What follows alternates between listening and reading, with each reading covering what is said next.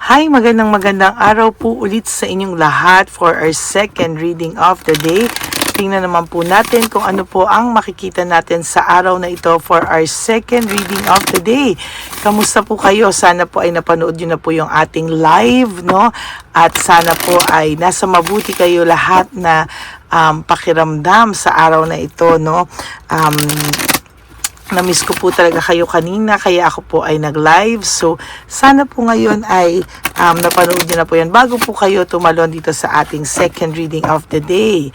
Ganon din po, sana napanood nyo po lahat ng readings natin bago po kayo tumalon sa ating mga readings na iba-iba po, no?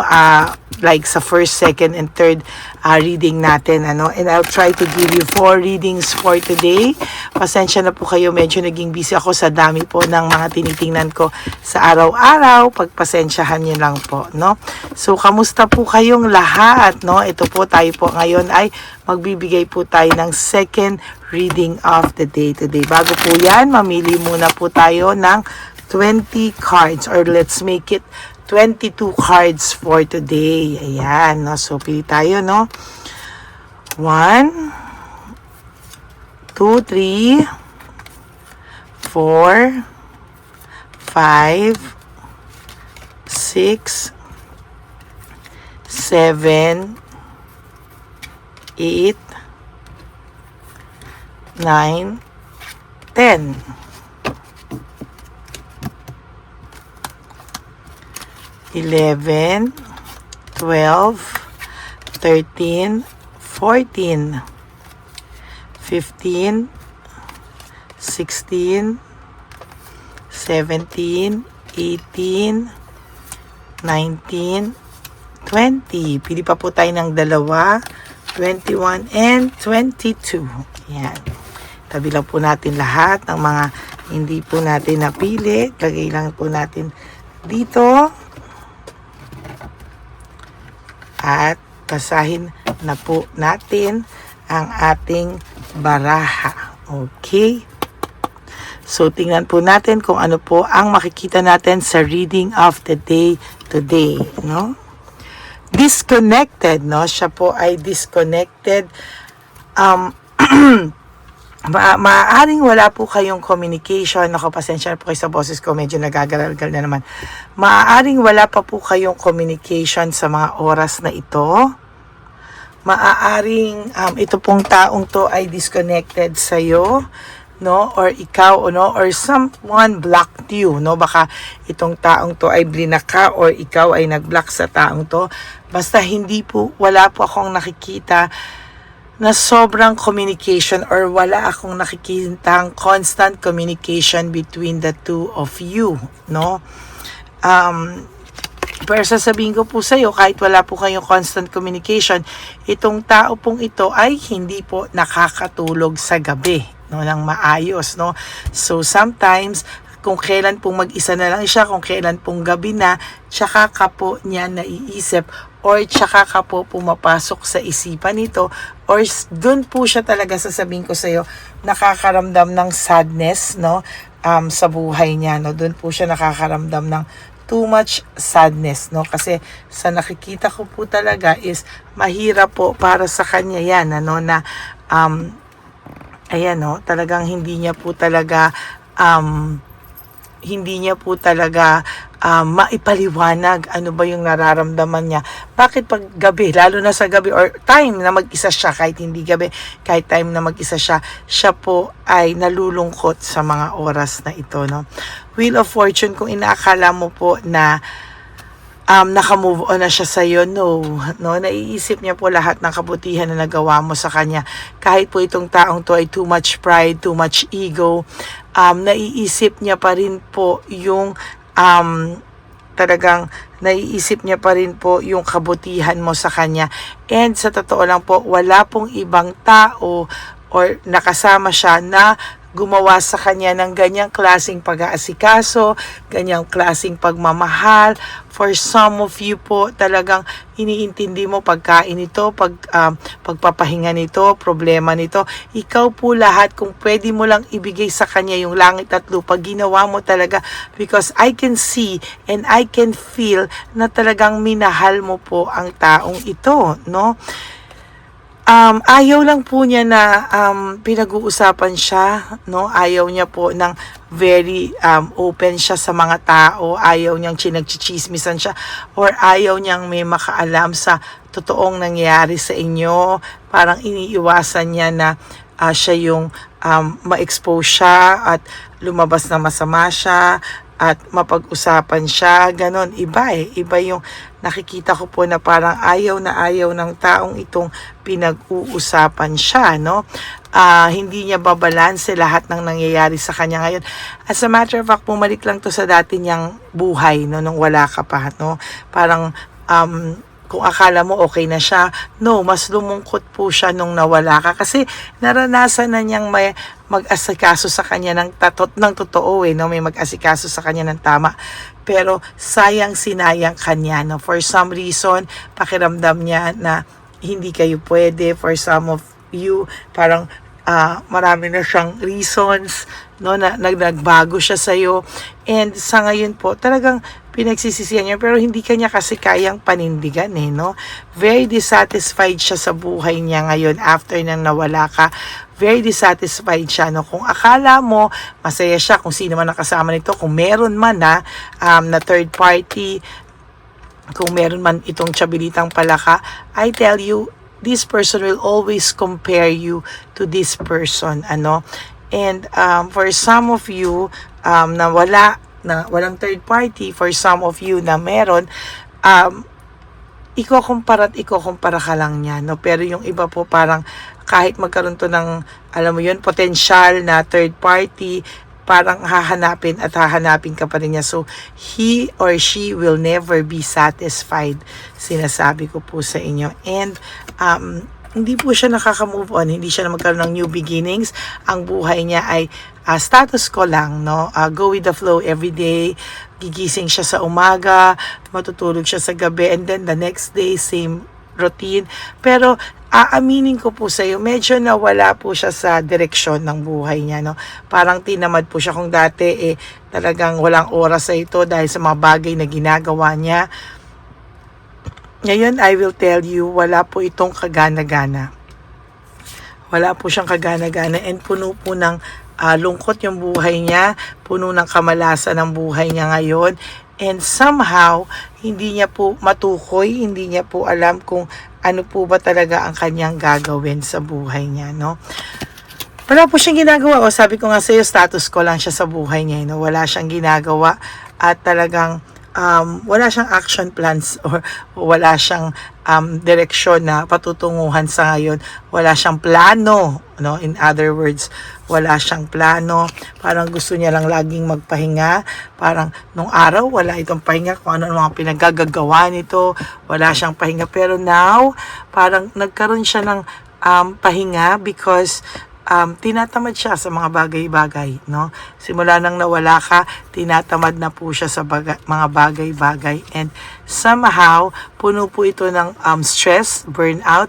Talagang sa nakikita ko, magulo po ang buhay nito. Hindi niya po, marami po siyang bagay na hindi po niya gustong isipin, gusto niyang mawala sa isipan niya, pero the truth is hindi po mawala-wala sa isip niya.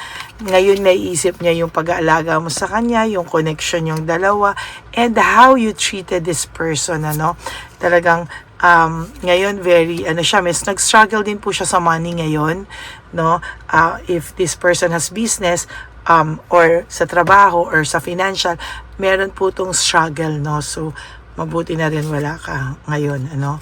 And ito, lagi siyang hindi okay sa lahat ng tao. If you have, kung may third party ito, sasabihin ko sa iyo, lagi silang away ng away. Ayan, no? Every day of their lives, no? Pero sa social media, super sweet, no? Pero sa totoo lang, Para lang po ito sa may mga third party na itong isang barahang to, no? Naaway na away. But for some of you na walang third party, isa lang ang sasabihin ko sa inyo. For some of you na wala itong third party, huwag kang mag-alala because ang nakikita ko po dito, yung mga taong nag-impluwensya, yung mga taong nagsulsol, yun yung mga kaaway niya ngayon, no? Undecided po ito kung ano po ang gusto niyang gawin sa buhay niya, no? Very, very undecided actually. Wala po siyang plano. Sabi ko nga sa'yo, na wala siya sa direksyon, wala siyang plano ngayon. Kaya, go with the flow lang siya sa buhay and struggling siya when it comes to financial. At talagang dito nare-realize niya kung gaano kakabuti sa kanya nung mga times na nasa kanya ka. Pero ngayon sinayang niya kasi po yan lahat, no? Yung mga pangarap niya dati, yung mga pinapangarap niya, yung mga inakala niyang mangyayari, maaabot niya, lahat po yan nawalan siya ng gana, no? And it's okay, no? Hindi mo kailangan makonsensya, hindi mo kailangan kasi hindi ikaw ang gumawa niyan. Siya po ang gumawa niyan sa sarili niya, no? Ngayon kanya naiisip yung connection nyo, ngayon niya naiisip yung samahan nyo, yung kabutihan mo sa kanya, yung pagmamalasakit mo sa kanya. Ngayon niya yan lahat nare-realize, no? Kung kailan siya parang naghihirap, kung kailan siya parang tinamaan ng karma, parang doon niya nare-realize pa lahat ng kabutihan na ibinigay mo sa kanya actually, no? Struggling siya kahit anong gawin niya ngayon sa buhay niya, nalulungkot siya, no? Kaya lang talagang tong taong to is sanay siya, no? Sanay siyang itago ang feelings niya sa sarili niya, sanay siyang magpretend na okay siya, no, para magbaba ito ng pride. Anak ko, napakabigat, no? Napakabigat na sitwasyon para give up ito ng pride niya, no? And somehow, siya rin naman po ang gumagawa niyan sa sarili niya. So, wala ka talaga ditong problema, wala ka talaga ditong kasalanan at all, no? Confused siya, marami pong mixed emotions, confused, marami siyang iniisip sa ngayon. And it has something to do with this person's life, no? Parang gulong-gulo po siya sa buhay na meron siya ngayon, no? Talagang nahihirapan siya and hindi niya alam kung ano yung kanyang gagawin. Gusto niyang lumayo, walking away, leaving behind. Gusto niyang iwanan, takasan lahat ng pakiramdam na hindi niya gusto, lahat ng problema niya ay gusto niyang takasan, no? Ang daming sumasaksak sa kanya, ang daming nagrereklamo sa kanya ngayon, ang dami talaga sa kanyang pasaway sa pakiramdam niya. But the truth is, siya yung totoong pasaway, naging pasaway siya lalo nung nawala ka. And very, may pagka-lonely to, depressed, because the sun in reverse is about depression, loneliness, and sadness. So, ayan po ang feelings ng person you right at this very moment. Naging pasaway siya nung nawala ka talaga sa buhay niya. So, that is your second reading of the day. I hope na naka-resonate po kayo. And if you do, can you please give me a like and comment down below para alam ko naman po kung ano ang emotions nyo right at this very moment. And for those of you who would like to have a private reading with me, you may message me po at Ladyly Elena. That's Ladyly Elena. Nasa dulo po yan na ating video. Diyan nyo lang po ako makukontak. That is my only official and legit FB and Messenger account. Ayan. And sa mga gusto po magbigay ng super thanks and donation for our One Love a Day, sa ating nalalapit na One Love a Day, you may message me po. Doon din po sa Ladyly Elena. That's Ladyly Elena. Yan. Maraming salamat po. Yan po ay itutulong natin sa ating mga less fortunate lolos and lolas sa daan. We're still looking for a date because we're still saving. Nag-aantay po kami ng mga gusto magpa-private reading para po lahat po yan will proceed to our advocacy ng One Love a Day for our dear lolos and lolas, street lolos and lolas na pinabayaan na po ng kanilang mga pamilya sa daan. Okay? And ang lagi ko pong payo sa inyo is just to live one day at a time. You do 3 things that will make you happy for the day. Prioritize yourself, forgive yourself, and always choose to love yourself because self-love is still the best love of all. And you have to realize that life is so short. Don't make it shorter by stressing yourself from all the pains and heartaches na binigay sa inyo ng kahapon. Just surrender everything to the divine universe and just let go and let God write your life and love story. Ako po ay magbabalik for another set of reading mamaya for our third reading of the day. Magkita-kita po tayo ulit. And for the meantime, panoorin nyo po lahat ng mga episodes or readings na hindi nyo pa po napapanood dito po sa Telehula ng inyong buhay. Okay, God bless you all and I love you all and I will all see you again on my next reading. To all my Lady Elena, solid, faithful, and loyal Lady Elena family, I love you all from the bottom of my heart. God bless you everyone. I'll see you again later and I love you all from the bottom of my heart. Bye!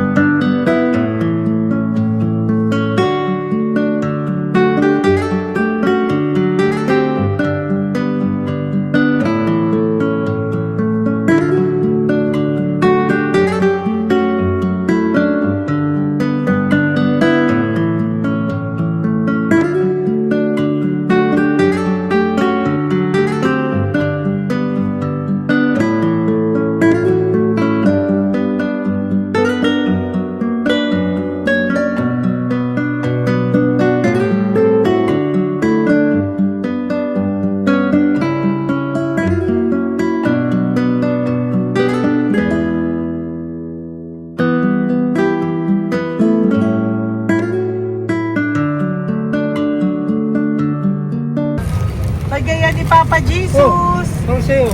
Ito pa no. Go ahead. Pera. Wala na, that's it? Ito po pera. Ito pa pera, oh. Bigay ni Papa Jesus. Kain mo yan, ha? Wala ka ng pera dyan, ha? Okay lang kami, okay lang kami. Para sa iyo yan, para sa iyo. Yan ang isip niyo. Pagkain mo yan, ha? Saan ka pa? Bye-bye. Yung pagkain mo kunot. Bakit? Lagay mo lang po dito. Pati po. Pagka po, may bibigay lang po kami sa'yo. Bigay po ni Papa Jesus. Yan, para po sa'yo yan. Ingat po.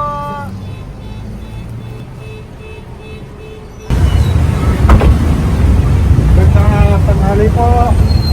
May bigay po si Papa Jesus sa inyo. Salamat po. Salamat po. Ito po.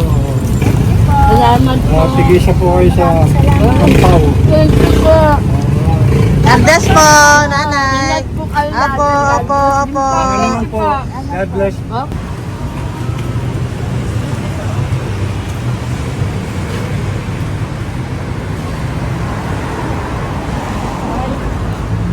Bigay po ni Papa Jesus sa inyo. God bless po. Kuya, pangkain mo po yan, ha? Tayo ka ba nandyan? Po, hindi po. Dito po, nasa timbahan po. Ah! Sa music ministry. Doon ka nakapwesto. Opo. Sige po, bye po. God bless po. Ingat.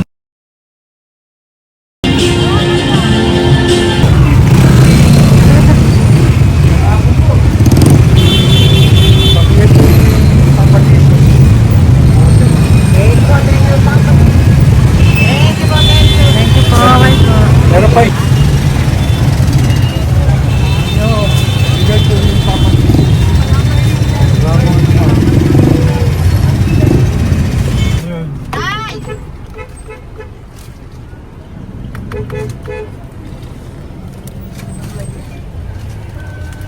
Good. Tay, para sa iyo po, bigay po ni Papa Jesus. Papa Jesus, eh. Tay, bye-bye. God bless po, God bless. Para sa iyo po, bigay po ni Papa Jesus. Ayan po, bigay po yan sa iyo ni Papa Jesus. Thank you po. Amen.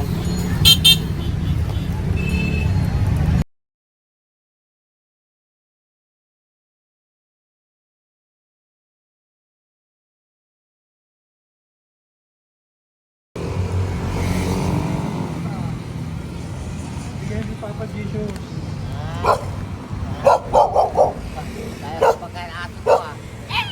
Madami mong aso, kuya. Alaga mo lahat yan? O, nagkait. Hindi na size yan, nasa iba. Kalagala. Ay, talaga? Salamat po. Kalagala po. E, paano pagkain yan, kuya? Saan mo kinukuha? Salamat tambay ko. Lahat. Ang dami.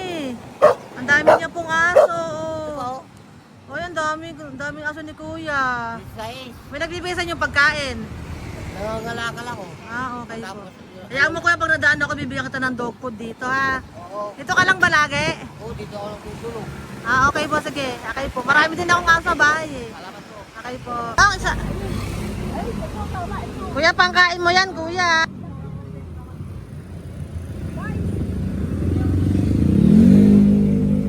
Nangangalakal ka, kuya? Sige po, thank you po. Maraming salamat, ma'am. May pagkain ka na, Nay. Sa hirap ng buhay ngayon. Ba't nandito ka, Nay? Tagasan ka ba? Yung arthritis ang sakit ko eh. Tagasan ka ba, Nay? Sa plado eh. Sa Pladway. Oo. Okay po.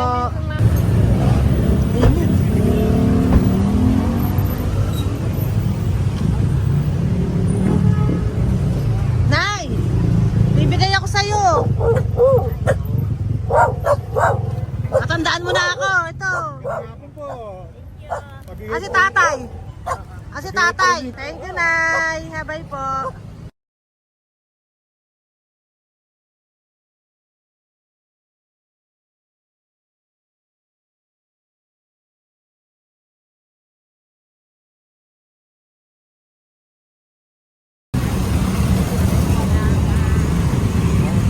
God bless, Nay. Thank you po. Pabigay po. Ay, bigay po ni Papa Jesus. Salamat po. Bigay po ni Papa Salamat po, Jesus. Ito ate. po. Salamat po. Bigay po ni Papa Jesus. Ito pa po. Salamat po, tay. Salamat po, Bye-bye po. Maraming po salamat. Kayo, ate. Opo, ingat po kayo. Taga saan po kayo? Taga Tayabas, Quezon po kami. Mga aita po kami sa Quezon, mga katutubo. Sige. Ingat po. God bless.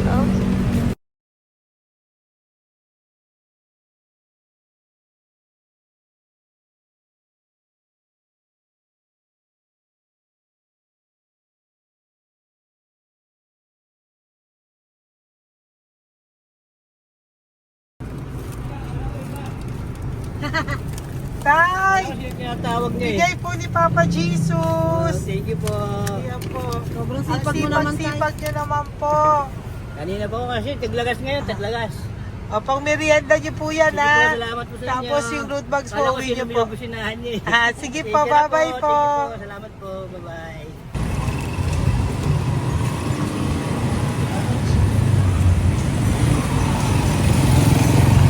Brother!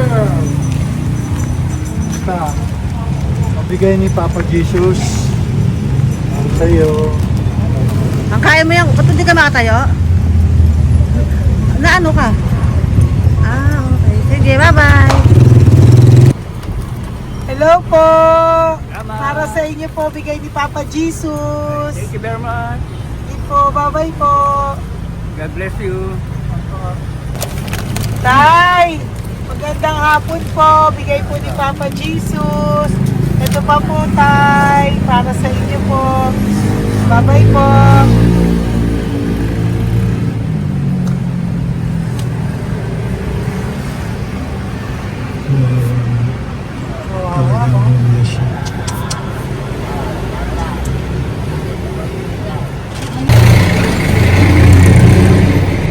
Ate! Tingnan lang. Baka maano siya. Ito po, oh, bigay po sa'yo ni Papa Jesus. Ito pa po, oh. Pera po. God bless po. Okay. Taga saan ka po? Sige, ingat ka po, ah. Hello po, magandang hapon po. Ano po? Bigay po sa'yo ni Papa Jesus. Thank you, madam. Tsaka ito pa po, para po sa'yo. Salamat. Thank you po, ingat po. Thank you, ma'am. Sige po. Salamat. Akala ko, ma'am, bibili. Ay, hindi po, para sa'yo po yan. Bye-bye Thank you, po. ma'am.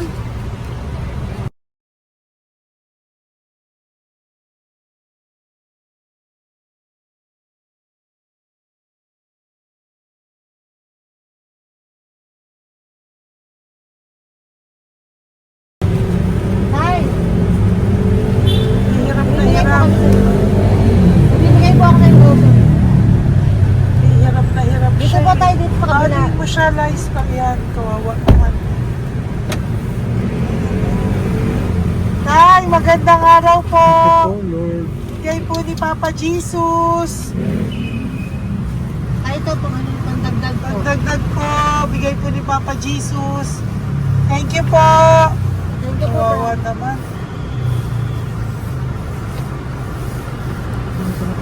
Diyos ko, hindi na siya makaano po. Ano? Tapos, may tatawigin lahat. Ano kami yun? Narinig ko lang. Siyempre, ang bigat niyan.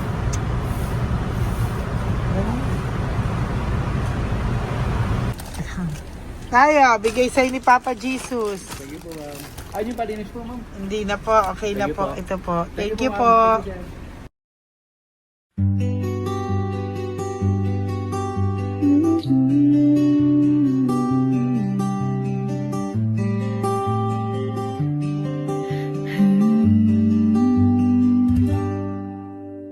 Nasa panahon ako ng kalungkutan, panahon na hindi ko alam ang gagawin. Nalilito, naguguluhan, nagtatanong sa sarili, ano nga ba ang gagawin ko? Nang biglang nag-browse ako sa YouTube at biglang lumabas ang channel mo, ang mensahe na noon ay nilabas mo. Angkop sa nadarama ko. Unang beses lang dumaan ang channel mo sa browser ko, hindi ako nagdalawang isip na hanapin ang Facebook account mo at mag-message sa'yo. sumagot sa mensahe ko. Hindi ko alam ang damdamin noon, dahil parang may sumungaw sa aking pag-asa. Nang kaliwanagan sa dilim ng gabi, dumating ka, ikaw ang sagot sa panalangin. Salamat dumating ka at nakilala kita, Madam Elena. Nabago mo ang pananaw ko, noon ay malabo, ngunit ngayon ay may linaw na tinatahak. Salamat sa Diyos, ikaw isang anghel